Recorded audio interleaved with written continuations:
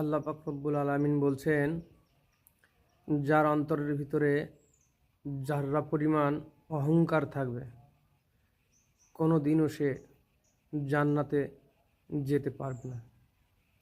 তাই আমরা আল্লাহ পাক রব্বুল আলামিন বলেছেন অহংকার থেকে বিরত থাকতে আমরা সকলেই চেষ্টা করব এই অহংকার থেকে বিরত থাকতে। যেহেতু আল্লাহ পাক রব্বুল আলামিন বলেছেন যাদের ভিতরে অহংকার থাকবে তারা যতই আমার ইবাদত বন্দিগি করুক না কেন, কিয়ামতের দিন তাদেরকে পিপিলিকার রূপ ধরে হাসরের মাঠে ওঠাবো।